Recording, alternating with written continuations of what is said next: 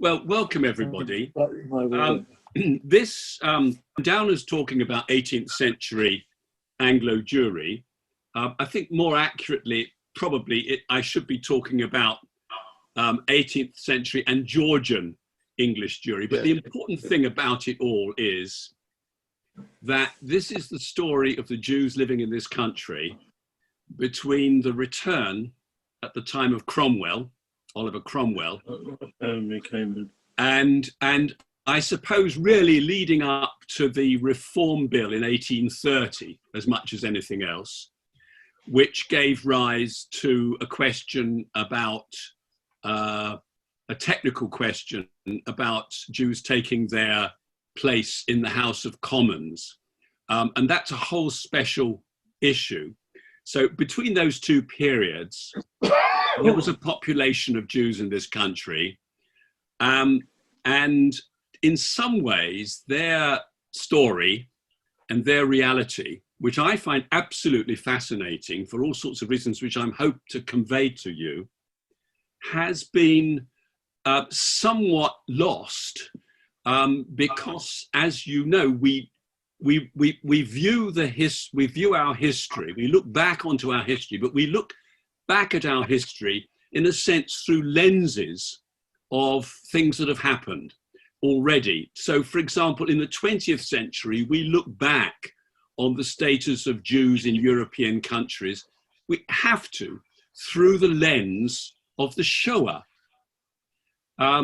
Just as in earlier times, before the Shoah, people looked back on Jewish history in Europe through the lens of particularly, say, the Crusades. And so it goes on. And this is part of this is one of the tragic, of course, aspects of Jewish history. But what these great lenses do is that they very often make it very hard for us to appreciate the realities of people's lives before those events. So we have to imagine now, I'm going to try and draw a picture of what England was like in the 18th century. And this is the country into which Jews came, and we'll talk about their arrival and try to see what that reality was, both for the English, and I'm going to stick with the English. We'll leave the Scots and the Irish and the Welsh out of it because to some extent, this is very much a Southern English story. And it is an English story and a Jewish story at the same time. So I'm going to start off by just sort of painting first of all, a picture of England. This is not about the Jews. This is the world that the Jews found themselves coming into in increasing numbers, although by modern standards, quite small numbers, after the readmission, as it's called, the readmission of the Jews to England. But even that, the readmission of the Jews to England carries with it a connotation, which is that they were not permitted to come up to that point. Well, actually, one of the most interesting aspects of the readmission, as it's called, of the Jews to England under Oliver Cromwell was that when the laws were studied, they discovered that there was actually nothing prohibiting the Jews from living in the country that was still an extant and active law.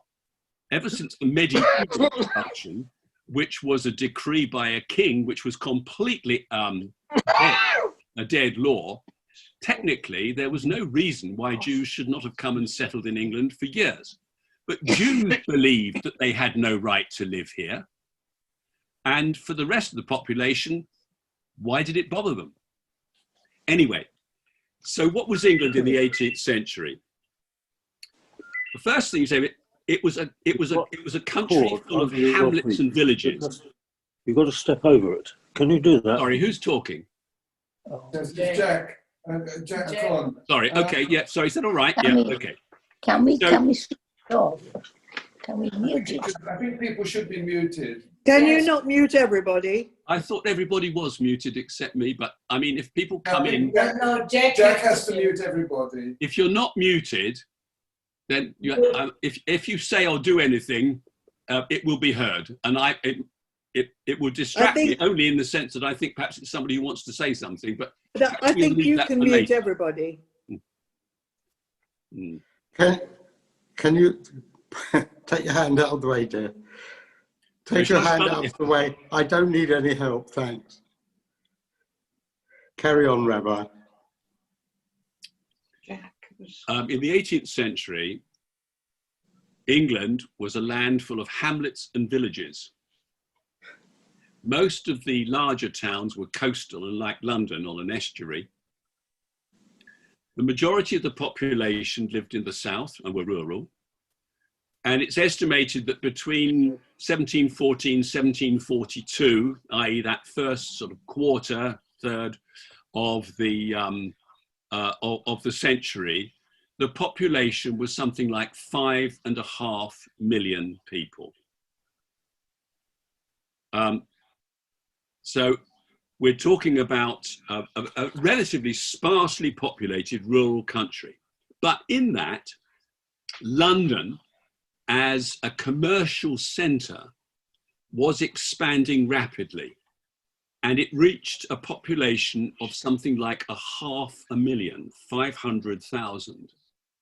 So something of that pattern that we're aware of today, where you've got this huge sort of southeastern, weight of population and activity and wealth in England, was already establishing itself a little bit in the 18th century. Nevertheless, the country was regularly, steadily being moved into, there was immigration was steady from the countryside into the towns, and from the northwest and from Ireland into England. So there was a population moving into England. Socially, conditions are one or two indicators. A quarter of the children in London, well, what you call a child, I don't know, but children survived. 1 in 4 children survived their childhood. Perhaps not bad, actually, by contemporary standards, but still not by ours. There was no organized policing of the country. Drinking and gambling and violence were the norm.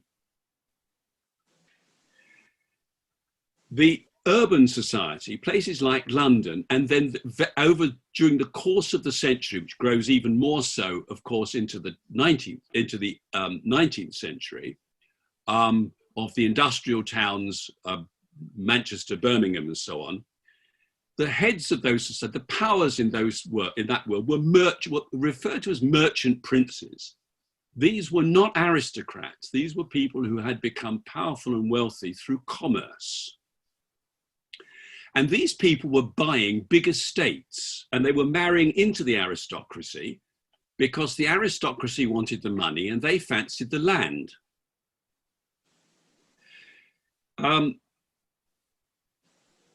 The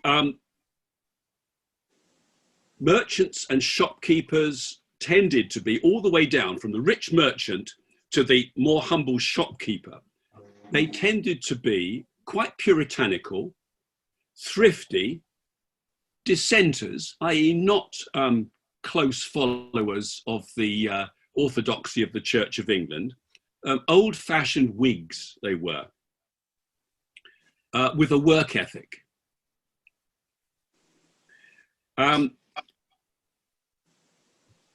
Between 1720 and 1744, Parliament passed a number of acts stopping working people from what they called joining combination, which is the beginning of unions or trades unions, effectively. Now, the reason why this was regarded as a social threat was that actually literacy was fairly high, relatively high. And these people were becoming self-educated. During the course of the century, the press and publication became more available to more people. And in particular, the people who were taking it up were merchants and shopkeepers. Now, I want to keep insisting on the importance of that, because we have to think of the 18th century England, and London in particular, as a bit of a Wild West in some ways, a fairly unregulated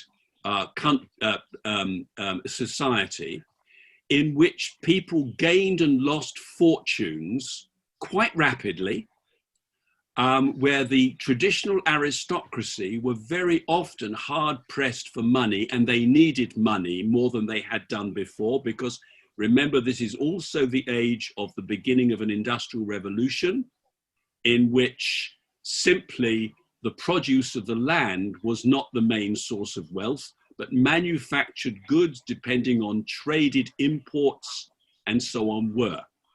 Now, this is all a very important background, because the philosophies that arose in the country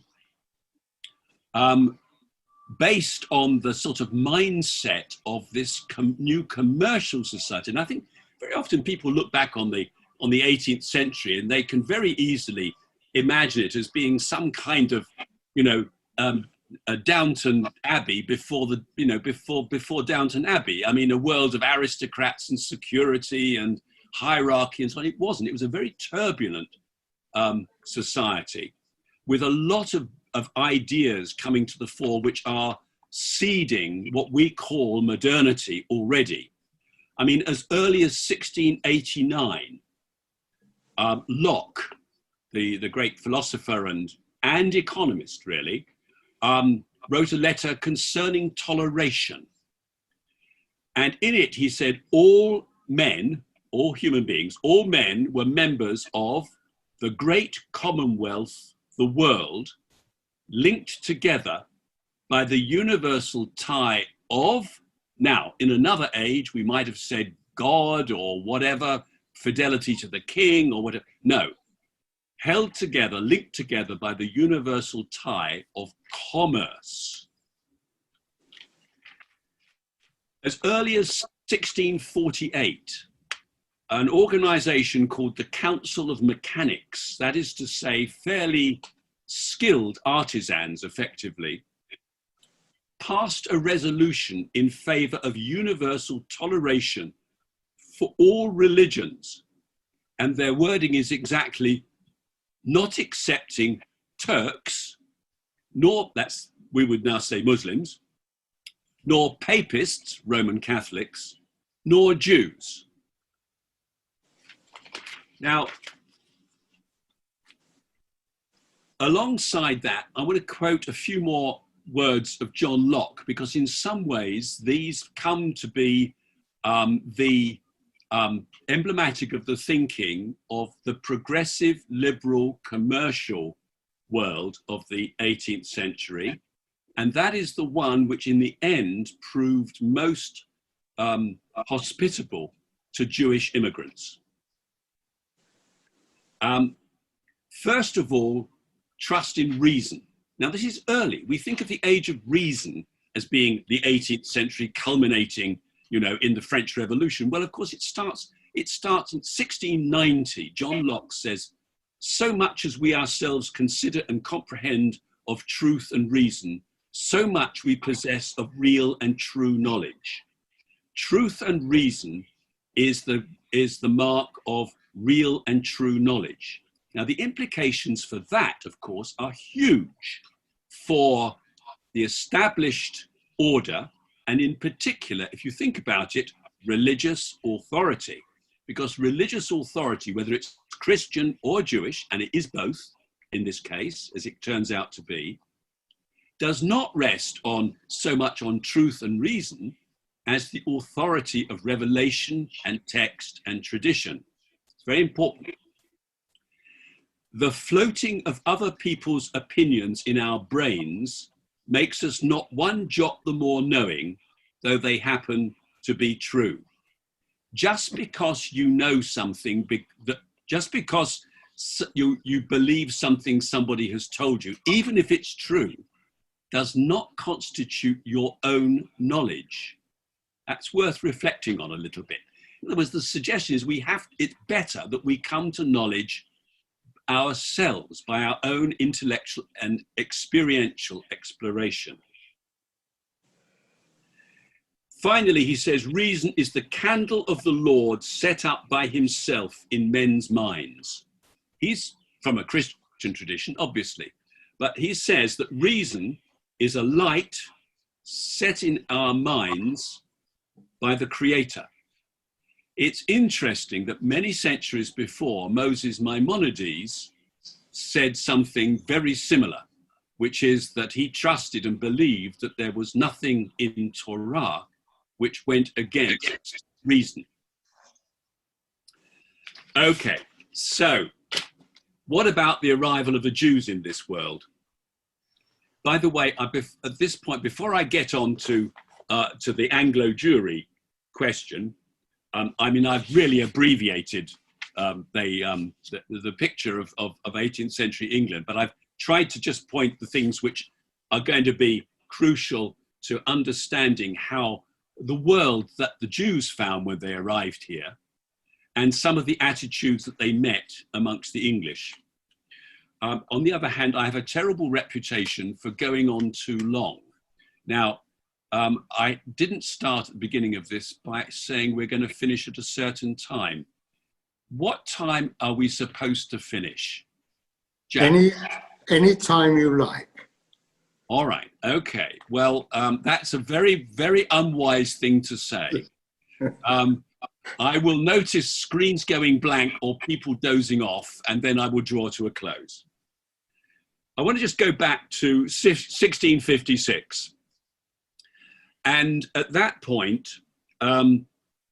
which was the date we give to what they call the readmission of the Jews under Oliver Cromwell.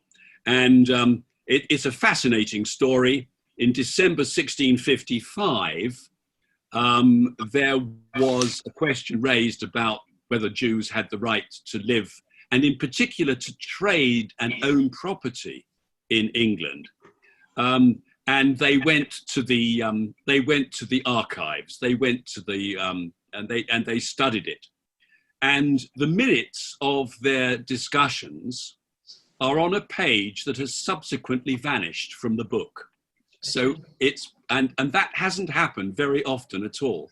So we actually don't know the record of the discussion. We don't have any longer. But effectively, it was a bit of a theoretical matter.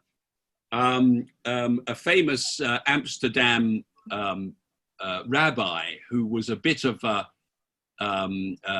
messianic Jew. I mean, not Christian. I mean, but you know, false Messiah man, thought that it was very important that the Jews settled in England because until Jews had settled in every country in the world, the Messiah wouldn't come. So that's why he wanted the Jews here. But there were already Jews here.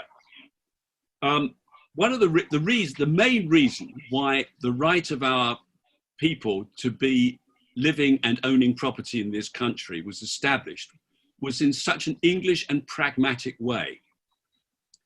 There was a man called Robles who was a Portuguese merchant, and he had, or was he Spanish? I think, oh dear, it's a long time since I read this, the actual details. No, Spanish. He was a Spanish, a Spaniard. And he had a ship in the port of London with a cargo. And there was one of the sporadic brief wars broke out in the autumn of 1655 with Spain. And so the government decided to seize the property of Spanish merchants and, take hold of it, freeze it. At which point Robles came forward and said, you need to release my cargo because I'm not Spanish, I'm a Jew. Now, for whatever reasons, this carried. And it may have carried because there were a lot of interested people who wanted that cargo released because after all, they were buying it from him. They'd made a contract with him or whatever. So whatever the reasons were, we don't know. What we do know, though, is that he was allowed as a Jew to have his cargo released, and he was no longer seen automatically as a Spaniard and therefore an enemy alien. Fascinating, really, because it sets the tone for Jewish rights in England. In other words, they are entirely the result of common law. Flowing from this, there was never anymore a dispute about whether Jews could own property and trade in England as Jews. Next thing was, what about citizenship? Well, as you and I know these days, the EU talks about citizenship, but actually British law, until very recently at least, has had to deal with not citizenship, but we're subjects of a crown.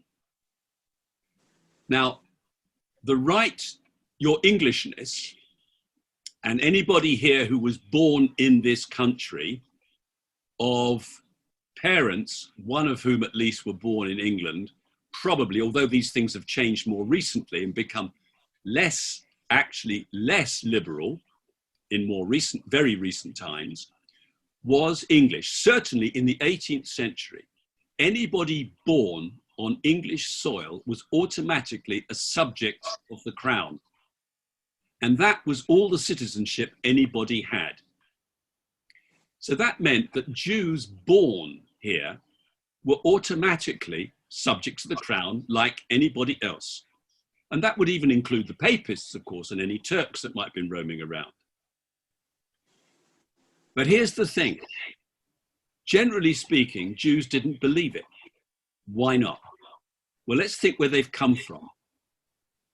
The very small numbers of Jews, but the increasing arrival of Jews through the 1700s into the beginning of the 1800s, pausing for the Napoleonic Wars, when movement between France and across the Channel, as you can imagine, was somewhat more restricted, were people who had come from continental Europe, and they had come from the old Spanish world and then the new republics of the Netherlands, of Holland, from France, the French territories, and this is pre-revolutionary, so they haven't got rights as citizens in France yet. The German states, an absolute, mishmash of small states, but all of which had various regulations, most of which were came under certain religious umbrellas. And Jews had written into law disabilities and rights. We always talk about the disabilities, but we realize that actually the other side of the disabilities, of which there were many, were rights, of which there were somewhat fewer. But the fact is that a Jew could live in a village in Germany, say, or Holland, particularly the German state, big states and so on, because there was a right given to the community to live there. And if that right was taken away, they had to get out. And this had been, and had been for some time, the condition of continental Jews, Ashkenazi and Sephardim as well, throughout the Holy Roman Empire, throughout the Spanish lands, which came all the way up, of course, into Holland, and so on, right up until the beginning of the 18th century and through it. So that, for example, we have all of these documents pointing out, I mean, a young couple want to get married, but they can't get married in their village because the rights stipulate that there can only be so many married couples living in the village. So they have to go and live somewhere else. Or your dad is a silversmith and you're going to start up as a silversmith, but you're only allowed to have one or two silversmiths in the town. So you've got to move somewhere else and try and be accepted and get your rights to be a silversmith there. Now, by contrast, when people arrived, and we'll talk about why they came to England, when Jews came to England, they assumed that the same thing must exist. Because they were like all of us. You tend to imagine everything's the same everywhere until you find it's different. I mean, how many people have heard Christians say, oh, your Pesach, your Passover, well, that's like our Easter. Or your Hanukkah, well, that's like our Christmas. People understand things by reference to what's familiar to them. And they can be completely wrong. Generally speaking, the Jews who came here imagined that they were being tolerated, or they were coming in under the radar, that they had no rights at all. Well, strictly speaking, they had just about as many rights as their neighbors, their non-Jewish neighbors. Why? Because common law works like this. In this country, we're free to do anything we like as long as it isn't against the law. Whereas, say, in France, you can only do things which the law permits you to do. And if the law doesn't mention it and you're doing it, you might get hauled in and questioned, because they've got to check whether actually you do have a right to do it or not. Now, in reality, I think the experience in modern times of the rights and freedoms of the French and the rights and freedoms of the English are comparable. But the basis of the law and the way these things are seen are quite different. So generally speaking, though, people arriving here imagined that they were not true citizens. And I suppose the people around them probably thought they weren't either, because they'd come from elsewhere. But, other people's rights are very uninteresting to us until we have cause to worry about them. When Lucy, my wife, arrived in this country from the States, and she lived in Manchester, well, she had to report to the police station every fortnight. What? People say? An American citizen coming to live in England has to report to the police every fortnight and let them know where they're living? Surely not. This is a free country. But yes, we don't know that because it didn't happen to us.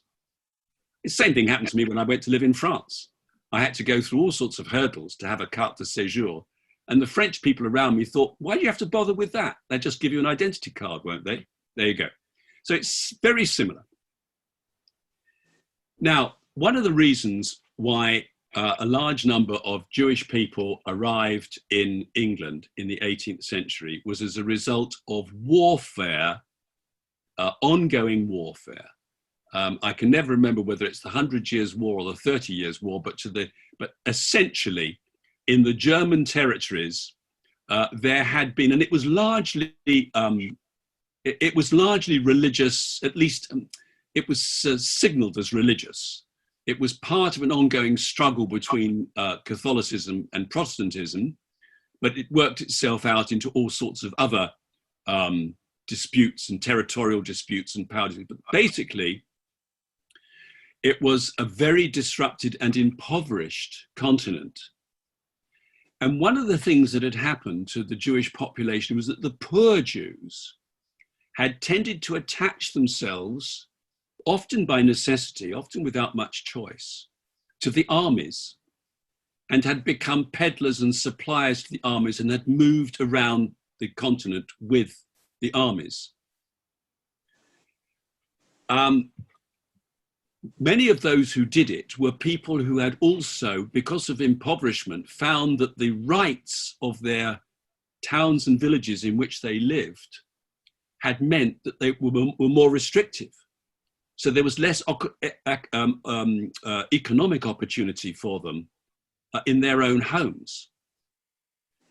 They broke with their communities. They broke with their families. They followed the armies. And a good number of them came across to England, essentially to escape the disorder. And because they had learned that if you arrive in England and you cried tzedakah, you were put on the parish. I must come now to be put on the parish. there wasn't, as you can imagine, a great social security network in the 18th century in England. But what did exist was actually quite was quite universal and quite powerful. We've heard of the workhouses of the 18th century and horrifying places and so on and so forth they were.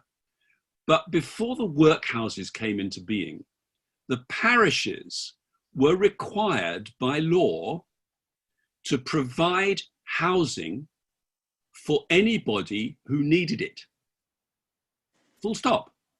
In other words, if people came into your parish, maybe seasonal workers or whatever, then the parish was obliged to have somewhere for them to live. Now, it might be pretty primitive. I'm sure it would have been very primitive stuff, but essentially you had a right to the roof over your head. And also, if you had no money and you had no means of earning it, you could apply to the parish for charity. Now, that was called in England going on the parish. And it was the one safety net that poor people had, or people transitioning between jobs or traveling, had to keep themselves going. Something similar was being operated from very early days on, particularly by Bevis Marks.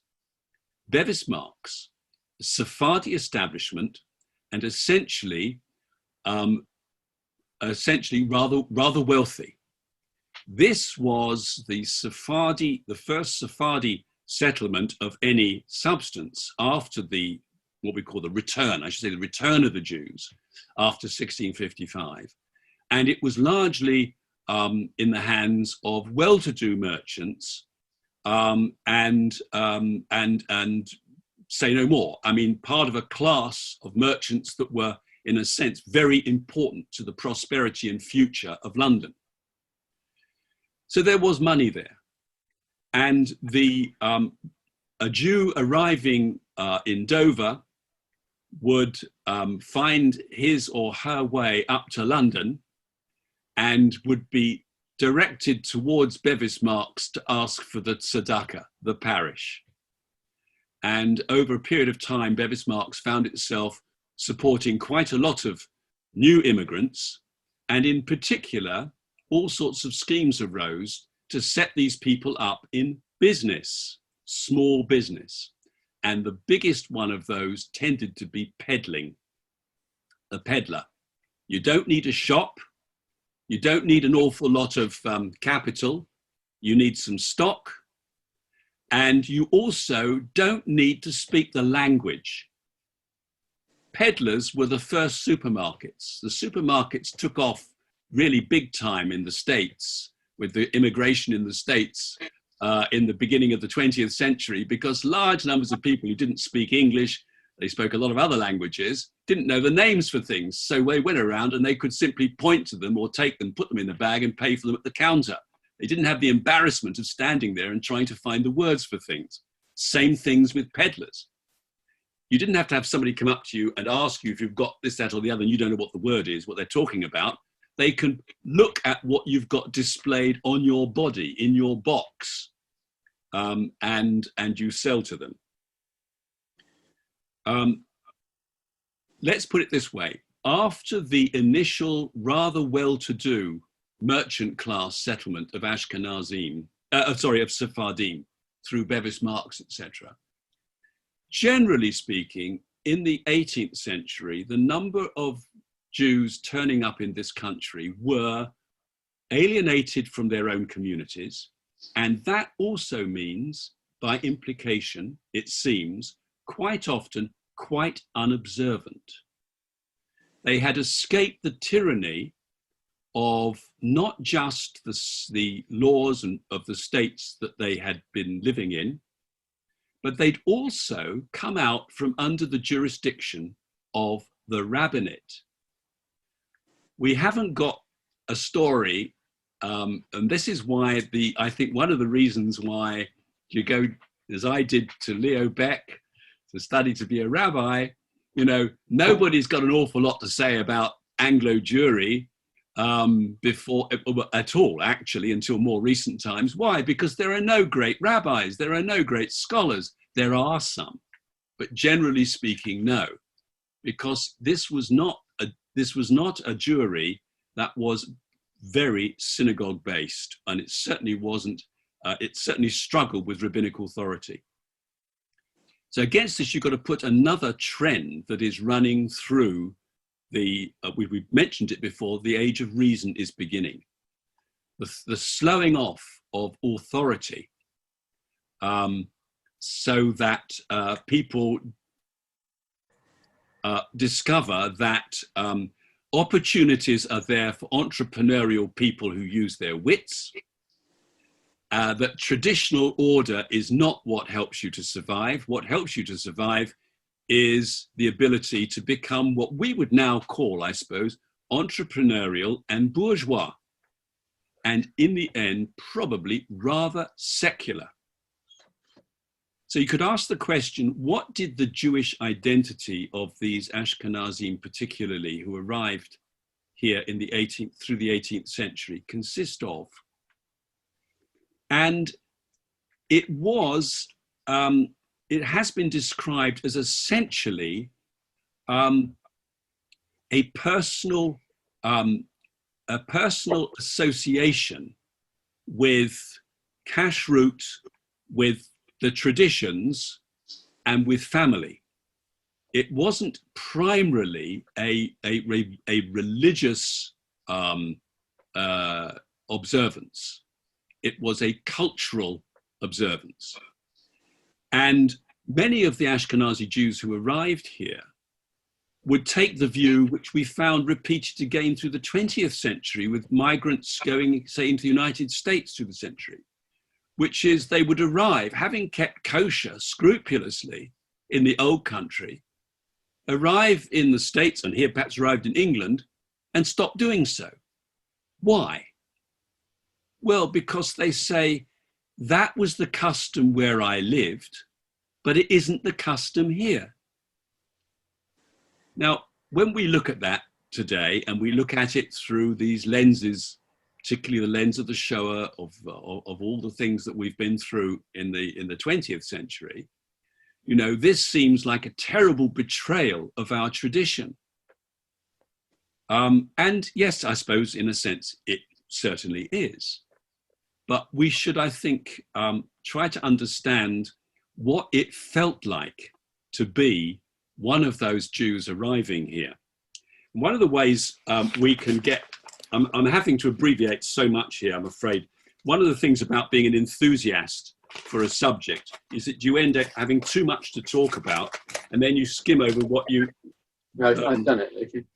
What could be given. What I would like to do is to give some sort of pictures of the social conditions and life of Jews in this country. Now, they're in the 18th century and going through a little bit into the beginning of the 19th century too.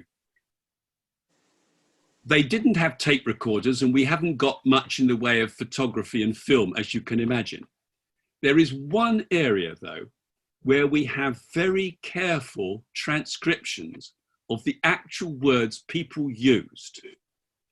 And those are in the evidence statements in courts. So whenever we hear of Jews, for whatever reasons, either being called up in front of the beak because they've done something wrong, or going in front of the court because they've got a dispute with somebody else, or simply they've been called as a witness, transcribed are conversations conversations they've had. And there are one or two of them which I think I find particularly poignant. I think I might have mentioned this in the first session. So those of you who remember the first session, have a better memory than me, I'm afraid will have to bear with me. I'm just hoping that, like me, you've probably forgotten. This is a case which takes place in 1783, and a certain John Watson, look at that name, John Watson, who is described in the court as a Jewish butcher. All right? How about that? Astonished an English judge by being sworn in on the New Testament when he had to come and give evidence.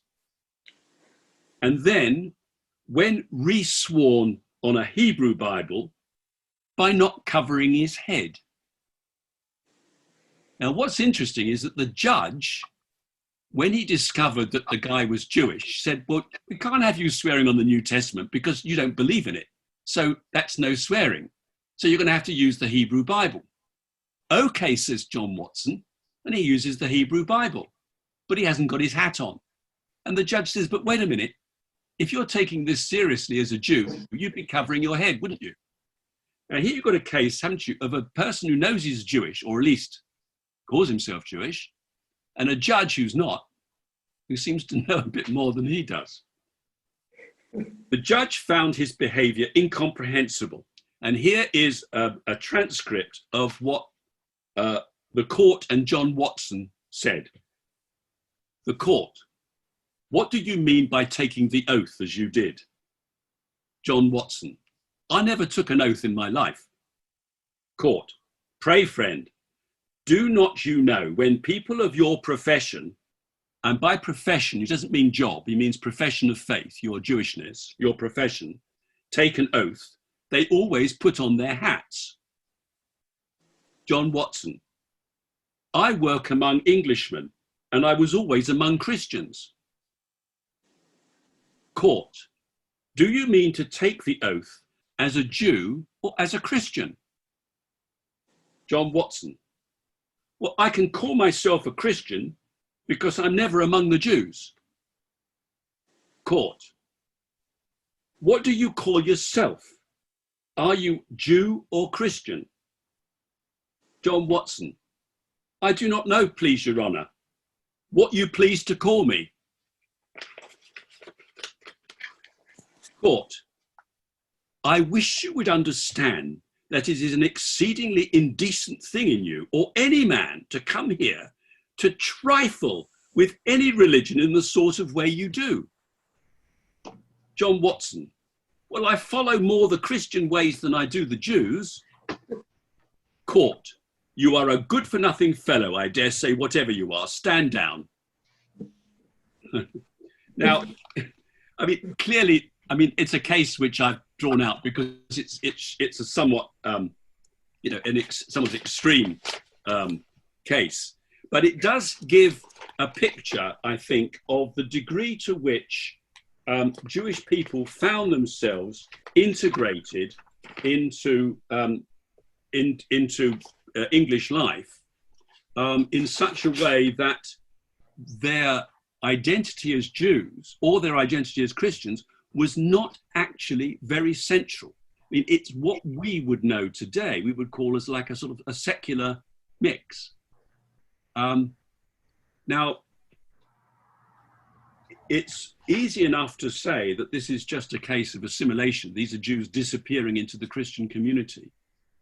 But it's interesting to put aside that, alongside that, the fact that by the end of the century, the number of people calling themselves Jewish and joining synagogues eventually that gradually come to be established in Britain increases.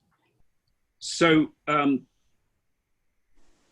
I've got one or two other instances here, which I was hoping I might just be able to put my hand on, of people living together, Christians and Jews living together. It always seems to be the case.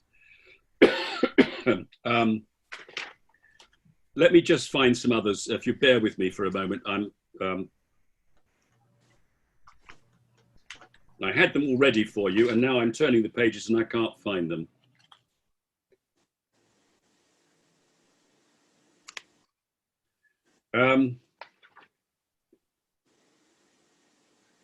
Yes, all right. Just bear with me. Sorry about this.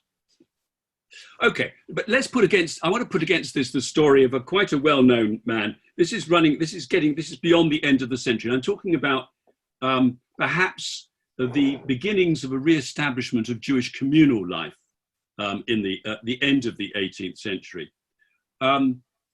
It's worth mentioning that the churches, as well as you know, the churches also were struggling to get people into their services. I mean, again, we shouldn't think of it as being a particularly devout time.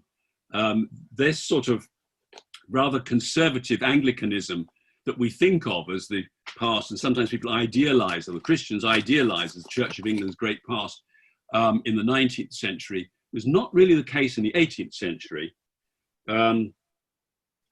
Xander, he's called Xander, a man who lived in Falmouth. His name was, his real name was Henry Moses, or probably Chaim Moshe, was known as Xander Falmouth. And he was a shopkeeper in Falmouth. Now, that's a long way away from London, but typically Jews found themselves wherever business was going on, trade was going on, and Falmouth was an important port, relatively, in the way that it's not today. And he became a sort of focal point of Jewish hawkers and peddlers for that whole part of the country. And he made it a condition that he would give them credit so they could take stuff from his store to peddle around the countryside. He'd give them good credit on one condition, that they came back every Friday so that he could have a minion.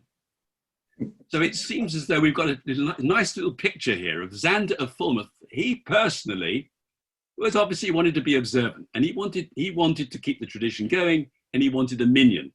The only way he could get it was to get all these itinerant peddlers and hawkers, Jews, wandering around the countryside to agree to come in on Friday to make a minion.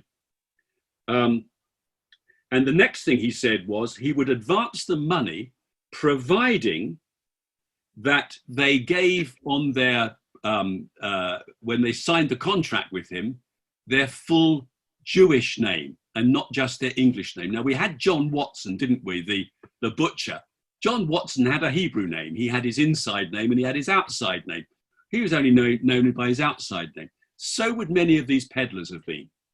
They would have English type names amongst English type people. But of course, they did have their Jewish name. So Xander was kind of quite well documented. We know, I came across some years ago in the library at Leo Beck, a fascinating, well, it was an old photocopy and it was fading away, of some original documents about how peddlers were traveling quite large distances across the country, and they wouldn't be going home every night, obviously. They would be staying in inns. But a number of them, nevertheless, however, whatever the level of cash route was, they pretty certainly couldn't have been getting proper kosher meat in a lot of the places they went. But nevertheless, there was some degree of cash route they would have been observing. And they set up in a number of pubs and inns along the way, along the road, little boxes, little cupboards to which they had shared keys, in which they kept cooking pots. So they could bring food, put in the pot, and get the innkeeper to allow them to put it over the fire to cook it. But here's the thing. What they did was, when they cleaned out the pot afterwards, they took a piece of chalk and they inscribed on the inside at the bottom of the pan the parasha of the week, of the Shabbat, and then locked it away. Like this, they could tell if it had been used by anybody who was not Jewish, because if they used it, the chalk would have been washed away and they would have known it was now not kosher anymore. It's an interesting little sideline into the way people held certain things together. So you've got, on the one hand, you've got these sort of, some people wanting to hold on to these traditions, but they're often the same people who are also intermarrying. There was quite a lot of intermarriage.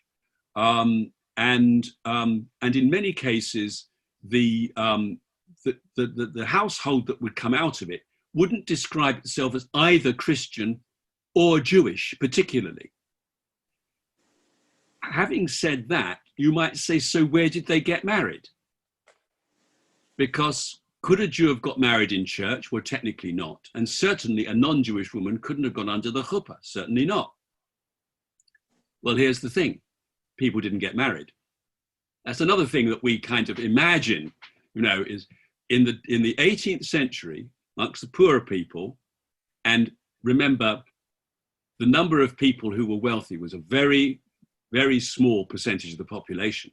Most people were day laborers, artisans, small businessmen, peddlers, craftsmen, sometimes successful, becoming quite wealthy and doing very well, but more often than not, and even then sometimes returning to poverty. So these people, on the whole, did not actually formally get married. They declared themselves a husband and wife and lived together as husband and wife and brought up children, shared a name, usually the husband's name, and that was as the church, well, the church in some cases was sufficiently corrupt not to be bothered. It was less work for them than to have to do these weddings. And if they weren't wealthy, they couldn't have afforded the fees for the licenses much anyway. So it was neither here nor there. But it actually meant, now all of this would have been so much harder for Jews living on the other side of the Channel, where they were still living in a world where they had rights, where the rabbinate was the rabbis, particularly in the Panasim and the Ziknei, the elders of the synagogue, were required to ensure that the Jewish population kept to the rules, where they were often collectively punished. I mean, if something went wrong in the village, it was the whole village that had to, a fine would be levied on the village, and the rabbis would have to go around and collect the money for the fine or whatever it was that was need to be paid. There was none of this in practice happening throughout the century.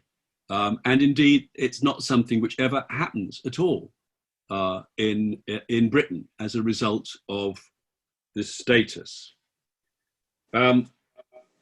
It's also quite striking that the only bar to entering all sorts of professions that the Jews suffered could be any kind of a Christian oath of allegiance that was required. But that was required for very, very few things.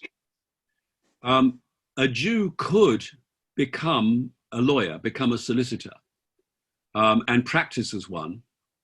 And some Jews did. Many Jews didn't aspire to it because they didn't believe it was possible, because it wasn't possible. If you remember, Karl Marx's father, and Marx's father and his came from a line of rabbis. It was a rabbinic family. Actually, formally converted to, I think, Lutheranism in Prussia, so that he could practice as a lawyer, and that was not required here. We've come to the oaths of allegiance, which really come to a head later in the 19th century for various complicated reasons. But the Jews themselves suffered the same sort of prejudices and disabilities that all sorts of other groups did. Irish, Catholic, dissenters. And I think in particular, in terms of sort of social respect and so on, remember how few people had anything much in the way of a privilege in the 18th century that wasn't actually attached to their wealth. So if you became a rich Jew, and some did, then you found yourself very quickly mixing with other rich mercantile types. And this happened in London, in the city, where the struggle against the Jews was largely to do with what we call conservative and liberal economics. And this is made quite explicit.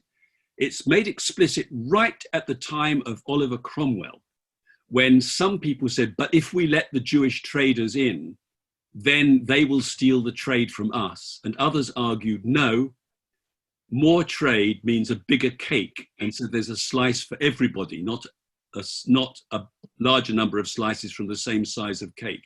That broad sort of economic doctrine plays its way all the way through the 18th century into the 19th. The more progressive, commercial-minded and entrepreneurial or new rich favor the large cake view, and we're quite happy for Jews and anybody else to come and open businesses in the City of London and enrich it, whereas the more entrenched interests were resistant and conservative. They sometimes used their Christianity as a rationale for keeping the Jews out, because there was nothing else that would actually work. At a rational level, they'd lost the argument, and so they reverted to the religious and conservative religious. These are generalizations. I'm inclined to sort of draw to a halt here. Terribly aware of so many things that I've wanted to quote to you, which I couldn't lay my hands on. But I think what I want to leave you on is, as we know, in the 19th century, dear Charles Dickens gets himself into a little bit of trouble when he does the picture of Fagin,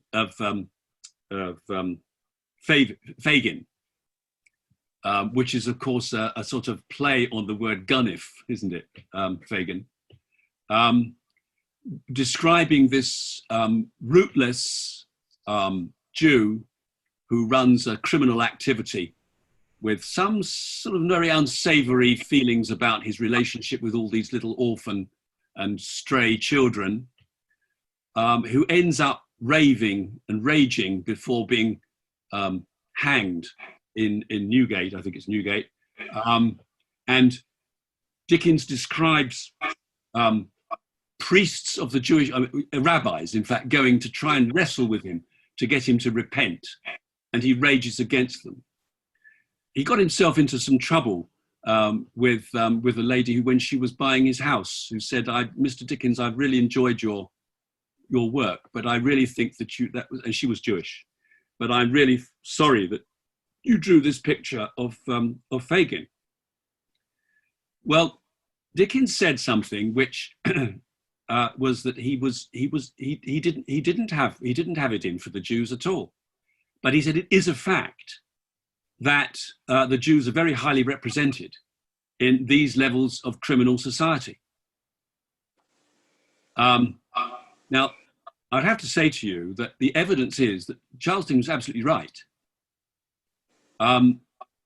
because a good number of the people who came from the continent were already on the run. Not only that, in order to survive in Georgian England and right into the 19th century, poor people very often did have to resort to a bit of petty theft and one thing and another, and pickpocketing. And we have right the way back. We have a son of an elder of Bevis Marks being transported to the States, to Philadelphia, having been found guilty of pickpocketing in London.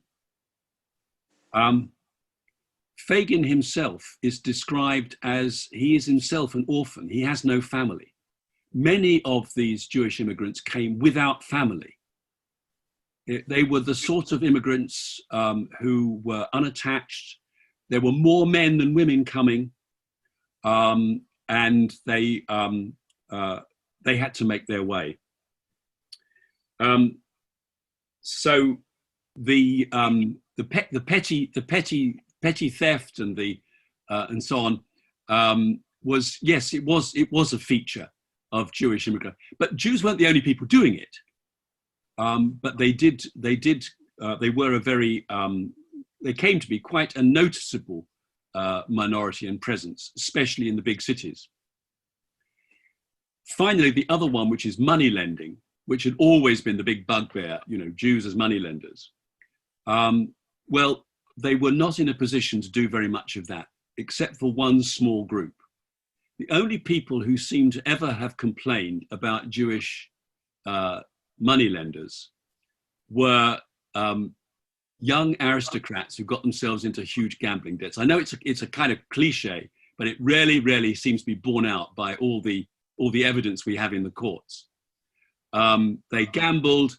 They were ashamed to try and get more money out of the old man, or they were gambling on their futures, and they went to Jewish moneylenders. The Jews were not the only moneylenders, but it is true that there was a fairly lucrative little business of money lending, which after all was not against the law. And so, to typify then the 18th century Jewry as, according to so many of the images that we have of Jews elsewhere in the 18th century, we find there's a real disconnect with much of Anglo Jewry. And in some ways, the Jews of 18th century England represent a new growing class of secular citizens who are, on the whole, a pretty successful immigrant group. They do make their way, by and large, pretty well. And out of it all, despite everything, eventually comes a backbone of synagogue communal life, which does grow up. It is reinvented, and it is actually almost quite untraditional. Nobody's talking about Orthodox and Reform. I mean, it doesn't exist. But the authority of the rabbis throughout the 18th century, all the way from Bevis Marks and the Great Synagogue down, they're always complaining that they have no power to enforce halakha on their members. And one of the reasons why in Europe the halakha could be enforced by the rabbis more successfully was because they were backed by the state, by the non-Jewish state, who required them to make the Jews adhere to their law because they were not subject to the national law. Here, Jews were subject to the national law, and the rabbis had no authority given to them by anybody else to enforce it. So we have the beginnings of a new Judaism. In a sense, it's a model for a later Judaism, a modern Judaism, where ultimately Jews are Jews by choice at a very deep level. And their freedom to leave the Jewish world and integrate is possible. It was more possible more quickly in England in the 18th century than perhaps anywhere else outside some areas of the Sephardi world in southern France and so on. I better stop there. And I don't know if we're up for questions and who would host them. Can I just Tony, that was a lovely lecture. The question is, do you want to take questions? I mean, you're free not to if you don't want to. It's not an obligation. Well, what do you think? I mean, we've been going for an hour and a quarter. Well, actually, we didn't get quite so, but we've been going for a good hour. I mean, are there things that people really want to? If somebody, I'm happy to take a few questions. Shall we say a few? You know, Yes. I'm not sure what you're saying, Jack. Do you want to? Call Well, we don't want to overtax you. I mean, I'm going to have giving a lecture is. I know. I'm looking pretty knackered, Emma. I think I'm not eating anything until 1 o'clock. It's nice to see you. Haven't seen you for a long time, Estelle. By the way, good to see you. And oh yes, I mean, look, there you all are. I can last see you. I can't see. I can see names without faces. Anyway, please, would you? If anybody has a question, just go for it. Unmute. Can I ask a question? Yeah. Please. Can I speak? Yeah. Yes. Can you say a few words about any prominent Jews during the 18th century? Prominent, influential, successful, who influenced other people? Do-gooders or not so do-gooders? Well, very, very interesting question. If we moved it forward to the mid 19th century, yes, we can start to talk about people who were who became prominent in not just in business but actually in government, and in I mean, you know, eventually we have people like, you know, Moses Montefiore. We have the Goldsmith family. We have Disraeli. Sorry, well, Disraeli is a subject in itself. I mean, Disraeli is a subject in itself. But I would say, Philip, isn't it? I'm talking to. Yes, indeed. Yeah. I would say it's really quite hard to for the 18th century. Now that in itself is an interesting question. It is not, I think, really a Jewish history of big names, and of course we're used to that, aren't we? We're used to our history, and like everybody's history, I suppose. I mean, you know, what's French history without Napoleon? But you know, for every Napoleon, there are lots of Jeans and Jacques and Rosalines, you know, who are not there. 18th century Anglo Jewry is does not produce prominent rabbis, prominent thinkers, powerful people. I mean, there are the Rothschilds will become very important in the Napoleonic Wars. Their system of communication was of great service to the British, but that's not really during the 18th century. So I think the answer has to be almost no. I would find it very hard. Can I interject? Yes, yes. Everybody will know that I'm going to go and say something about my... I knew you were going to, Diane, because you're one of them, aren't you? Sorry? You're one of them, aren't you? Yeah. I like it when you said it was made up of small people, perhaps not known and highly influential. But I'd like to put my hand up for my 4 times great-grandfather, who the first synagogue south of the river.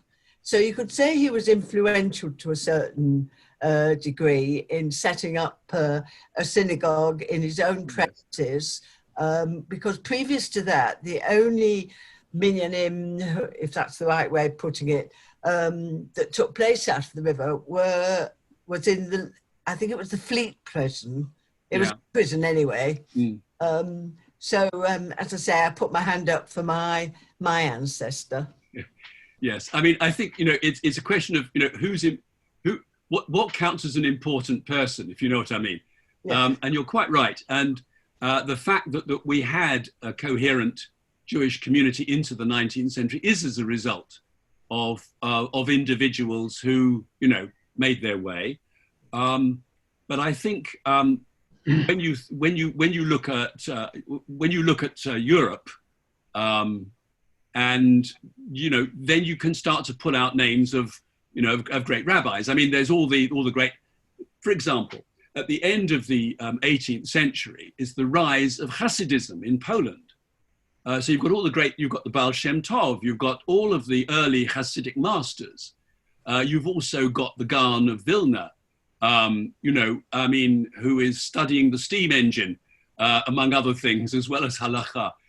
These great centers of Jewish learning and influence and so on, and as well as, of course, the bankers, the Rothschilds, and the various other court Jews. I mean, the word you'll find in Europe, but you don't find them in England. In fact, the Jew in England is, if he was using the Yiddish or the German word, would probably describe himself as a Betteljude, which means a begging Jew, not a court Jew, not a Hofjude, not a court Jew. Tony, if I can ask another question. Yes. The biggest event in England in the 18th century was the so-called Glorious Revolution. Yes. Would the Jews in the city have had any involvement in inviting William of Orange over, or was it purely, did they leave the Christians to argue it out amongst themselves? I'm not aware of any. First of all, I don't think there were any Jews of the kind of political power to do anything except perhaps financially, behind the scenes, perhaps. But no, it was essentially, wasn't it, a constitution and a religious thing? And remember that until the Reform Act of 1830, I would write a paper on that. It's a really fascinating area. The Jews were like the Catholics. They had whatever religious limitations there were on their, whatever prevented them taking part in the establishment which required religious allegiance. It required Church of England allegiance. So anybody who wasn't Church of England was at a disability. So Jews did have disabilities, but then so did Catholics, so did Protestants, so did other kind of Protestants. Interestingly, the English had a big struggle letting the Huguenots, the French Protestants, in the 18th century, because they were afraid they would take over trade.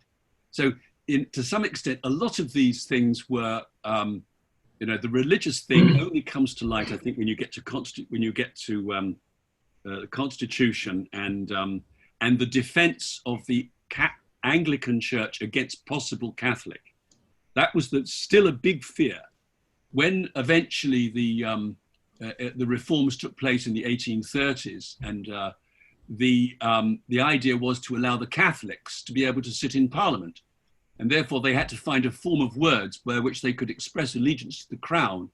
And the words used were very broadly, "on my faith as a Christian." And by that very choice of words, suddenly the Jews could no longer swear an oath. And it took some time to change that. And the reasons why it took time to change was a struggle between the House of Lords and the House of Commons. It was about power rather than about religion. But there you go. That's straight off a little bit, but the answer to that is, Neil, no, I'm not aware of it. But if anybody knows, I'd be fascinated to know what they might have been up to. It's a bit of a coincidence, isn't it, that they were coming from the new king came from the same neck of the world. But it might also be something to do with the fact that, there's so many interesting things going on. There's a stock exchange was set up in London in the 18th century. Jews were quite prominent in it. And if you remember, when Jews from the northern coast of South and from the Caribbean wanted to settle in New York, the Dutch there wanted. They called on the Dutch authorities back in Europe to prohibit the Jews from coming because they were afraid it would damage their trade. They didn't. And the message they got back from Holland, I suppose, from Antwerp, I don't know, Amsterdam, I don't know where it was. Where was the Netherlands Stock Exchange? They said, "I'm afraid it's too late. The Dutch Stock Exchange is 90% Jewish." I think in terms of a new progressive economy and the increase of what we would call democracy, then Holland and eventually England, aspects of England were very progressive in that socially. And certainly the Jews I would have had no problem with, I would have thought, William of Orange. But they would have probably said, "It's not my business," too. May I be permitted to ask another question? Yes. Philip. Yes. Hello, Philip. The South Sea Bubble in 1720. Yes. Were there very many Jews who invested in the South Sea Company and may have lost money? I'm trying to remember. I would be surprised if some Jews hadn't put some money into it as well. I remember what it is that when I was doing this course, I did this, a lot of this material formed a course, which I spent several sessions going through the 18th into the 19th and 20th century. But I do remember that one of the significant things about the South Sea Bubble is this. it did not arouse Jew hatred. In other words, it's exactly the kind of catastrophe and disruptive thing which, you know, you might have expected. Here's an opportunity to blame the Jews, to scapegoat them. I mean, it's the kind of thing that happens throughout history. We know that. And if the Jews are around, it'll be the Jews. If it's somebody else, we'll find somebody else. Sometimes it's a papist plot, sometimes it's somebody else. But when it came to the South Sea Bubble, no, it's interesting. Nobody pointed towards it as some kind of Jewish conspiracy to bring down the Christian world. On the other hand, it may also be that there were not enough Jews of substance and influence necessary to have been let in on it. Because the thing about bubbles, very often, it goes from person to person. And if you're not in the loop, you don't get to buy the shares. You know? I think Shay wanted to. Does that help? Can I just follow? I've just been reading a very interesting book by David Olusoga about the history of black Jews in this country, black people in this country. Yes. And he talks about the South Sea Bubble. Yes. He talks about the South Sea Company as being a company which is actually primarily a slave trading company. Yes. And he talks about the kind of investors who were investing in the slave trade at the time were mainly aristocratic, indeed quite royalist. George III apparently was. Yeah. So it may be what you were saying just now about the Jews not being let in on it. Yeah, may well have been. Yeah. You know, because it was a very, like almost a closed shop. Yes. I mean, it mustn't be forgotten that Jews owned plantations in the Caribbean. I mean, the whole question of first of all, slave ownership. Three things: slave trafficking, slave ownership, and racial slavery. I mean, these are all. There are three. You know, they're components of course. They come together in a nightmare hell for some people. But the notion of if you were trading and doing business in the Caribbean and in the Southern American states and in the north of South America, northern areas, you know, not to have slaves working. I mean, more slaves worked in Brazil and were sent to Brazil than they were to the Caribbean and the United States. I mean, one forgets that. Many more actually, much bigger population of slaves from Africa went to Brazil. Yeah. So the economy of that part of the world was inextricable from slavery, and the racial element of it, of course, partly derives from the accessibility of Africa to the Europeans, but also because they did believe that Africans could withstand the climate better than they could because they came from a hot country. I mean, it was as simple as that.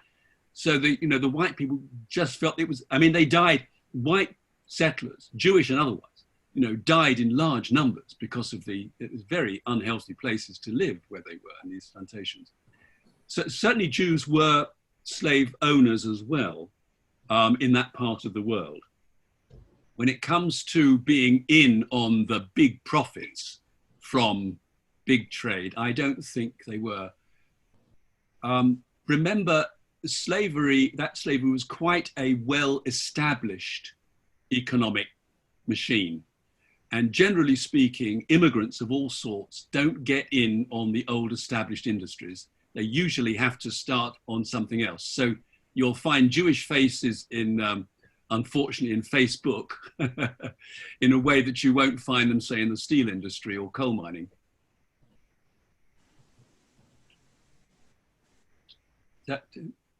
Anybody got something even more pressing than lunch? I know Sheila wants to talk, but she's muted, so she has to unmute herself. Can you hear me? I can indeed. Yes. Hello, Sheila. Hello, Tony. Thank you very much for a really fascinating lecture, and look forward to number 3. I'll get my My interest is that my maternal grandparents were both born in Stroud in Gloucestershire, in the period that you're talking about. Really? Are you aware of the Susa archives? I have heard of them. I haven't seen them.